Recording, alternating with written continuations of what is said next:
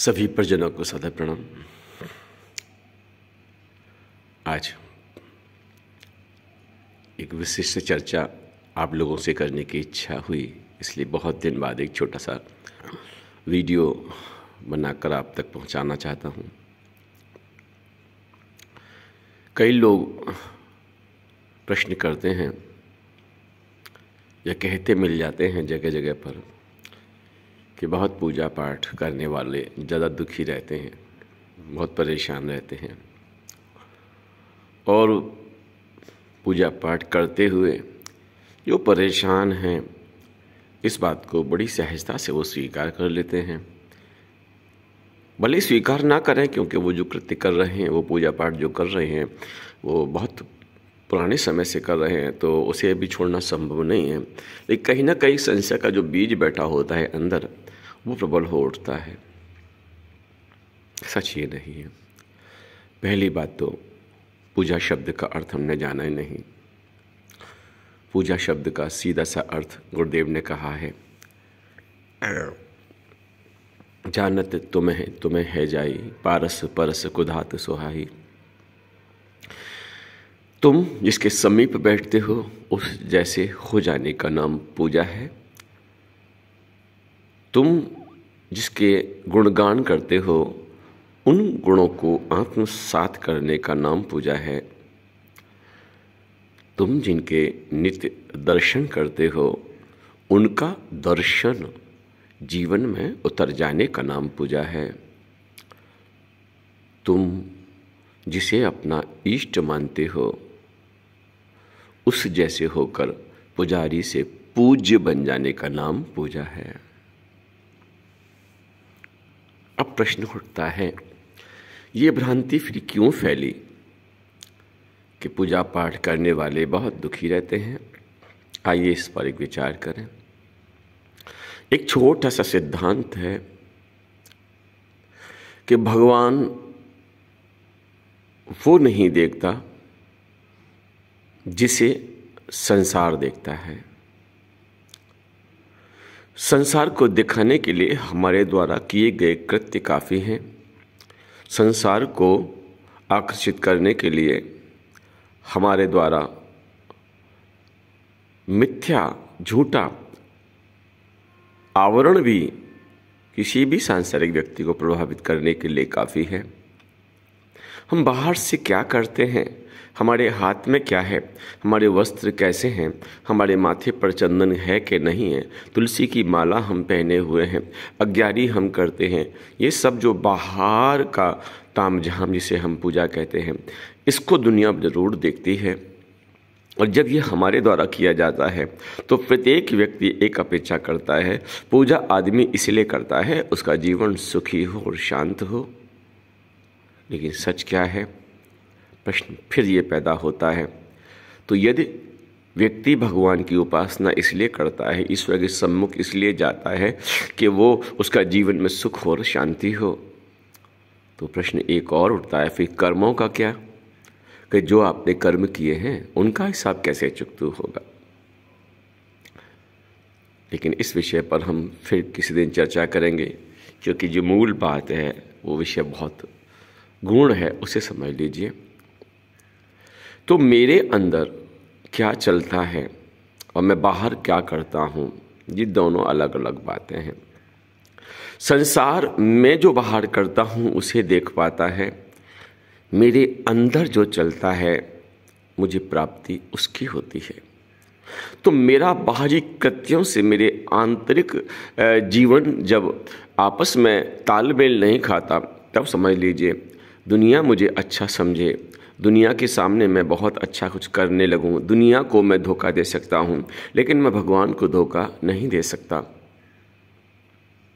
मेरे चिंतन में क्या चलता है, मेरे भाव भूमिका में किस तरह के भावों का प्रवेश होता है, मेरे व्यवहार में, अंतर जगत के व्यवहार में किस तरह के संकल्प उठते हैं जिन्हें मैं अपने कर्म द्वारा परिणित करता हूँ, इस बात पर ये चीज़ डिपेंड है कि तुम्हारे जीवन में तुम्हें क्या मिलने वाला है, तुम्हारा जीवन कितना सुखी या कितना दुखी होने वाला है।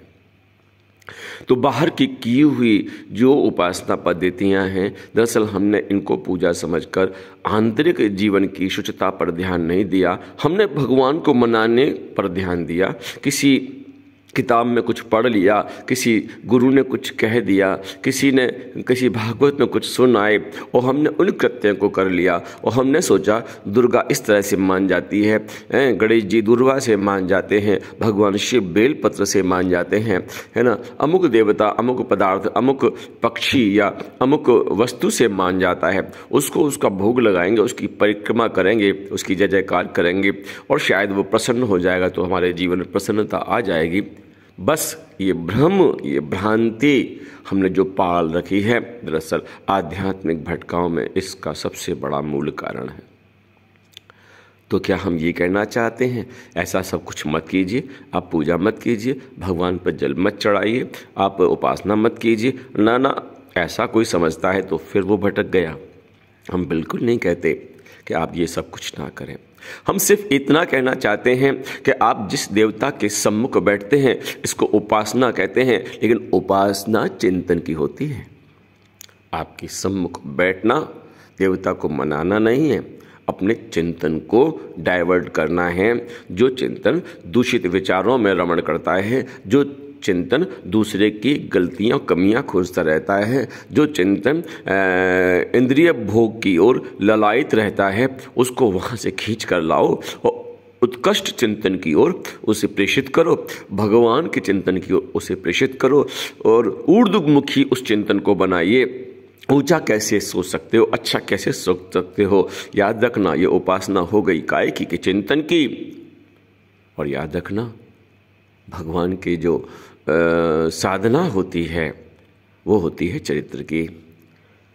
अब आप देखिए, आपने साधना के नाम पर व्रत खोज लिए, आपने साधना के नाम पर परिक्रमा करना शुरू कर दिया, आपने साधना के नाम पर नंगे पांव चलना शुरू कर दिया, आपने साधना के नाम पर भूखे रहना, नानक कितने प्रकार के सब शुरू कर दिए। ये नहीं कह रहे ये व्यर्थ है या ये काम करने, ना ना, इनका भी अपना महत्व है ना। अन्नमय कोश को परिष्कृत करने के लिए व्रत का महत्व है ना। और भगवान के आसपास चलना माने भगवान के लिए चलना, भगवान के लिए जीना, इन सब का अपना अपना महत्व। मैं किसी भी महत्व को अस्वीकार नहीं कर रहा हूँ, लेकिन मैं ये कहना चाहता हूँ कि उपासना चिंतन की होती है, साधना चरित्र की होती है और आराधना व्यवहार की होती है। आप जो कुछ भी करते हैं बस एक बार देखते जाइए, मेरे द्वारा जो उपासना की जा रही है मेरे चिंतन में कोई परिष्कार हो रहा है नहीं, या अब भी मेरी सोच से मुझे लोगों में कुछ कमियां दिखाई देती हैं।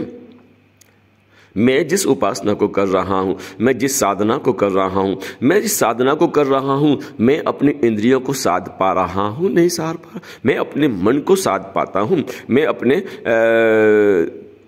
जो गलत रास्ते की ओर मुझे प्रेषित करता है, धक्का देता है, क्या मैं खुद को रोक पाता हूँ और शेष रास्ते को अपना पाता हूँ? ये है साधना, ये मेरे चरित्र है।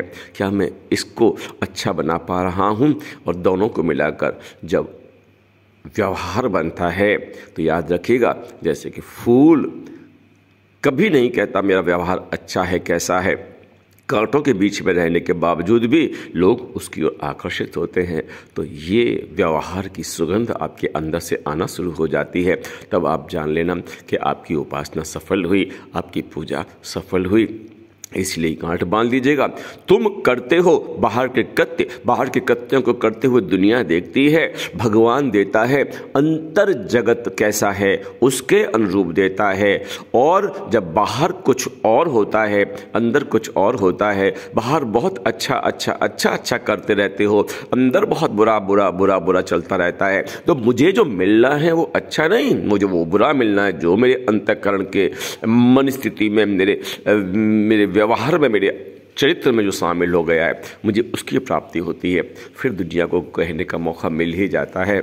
वैसे तो बहुत पूजा पाठ वाले हैं, लेकिन देखिए क्या दुर्दशा हो रही है। ये दुर्दशा पूजा पाठ से नहीं होती है, ये दुर्दशा होती है कि हम बाहर दिखाने के लिए कुछ और होते हैं और अपने जीवन में अपने अंदर कुछ और होते हैं। और दरअसल दो को एक करना कि जो कहा जाए सो किया जाए, जो किया जाए वह कहा जाए, जो बाहर है वह अंदर है। बस इसको एकाकार कर लीजिए, आप समझ लीजिए परमात्मा का और आत्मा का मिलन हो गया। धन्यवाद।